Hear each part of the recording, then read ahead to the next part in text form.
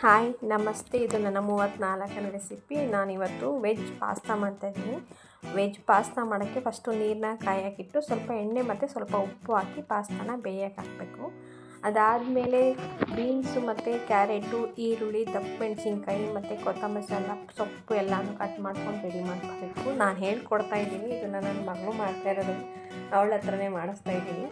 ಇನ್ನು ಒಗ್ಗರಣೆಗೆ ಎಣ್ಣೆ ಹಾಕ್ಕೊಂಡು ಈರುಳ್ಳಿ ಫ್ರೈ ಆದಮೇಲೆ ಸ್ವಲ್ಪ ಕಲರ್ ಚೇಂಜ್ ಆಗಬೇಕು. ಅದಕ್ಕೆ ಬೀನ್ಸು ಮತ್ತು ಕ್ಯಾರೆಟ್ ಎರಡನ್ನೂ ಒಟ್ಟಿಗೆ ಹಾಕ್ಕೊಂಡು ಮಿಕ್ಸ್ ಮಾಡ್ಕೊಳ್ಳೋದು. ಪ್ಲೇಟ್ ಮುಚ್ಚಿ ಒಂದು 2 ನಿಮಿಷ ಕಮ್ಮಿ ಉರಿನಲ್ಲಿ ಬೇಯಿಸ್ಕೋಬೇಕು. ತಲೆ ಹಿಡಿಯೋಕ್ಕೆ ಬಿಡಬಾರ್ದು. 2 ನಿಮಿಷ ಬೆಂದಾದ್ಮೇಲೆ ಮತ್ತೆ ಮಿಕ್ಸ್ ಮಾಡಿಕೊಂಡು ಅದಕ್ಕೆ ಒಂದು 2 ಟೊಮೆಟೊನ ರುಬ್ಬಿಟ್ಕೊಂಡಿದ್ದೆ. 2 ಟೊಮೆಟೊ ಮತ್ತು ಅದಕ್ಕೆ ಟೊಮೆಟೊ ಕೆಚಪ್ ಕೂಡ ಹಾಕಿದ್ದೆ. ಸ್ವಲ್ಪ ಖಾರದ ಪುಡಿ, ಧನಿಯಾ ಪುಡಿ, ಬೇಕಂದರೆ ಸ್ವಲ್ಪ ಶುಂಠಿ ಬೆಳ್ಳುಳ್ಳಿ ಪೇಸ್ಟು, ಗರಂ ಮಸಾಲ ಪೌಡ್ರನ್ನು ಹಾಕೋಬೋದು.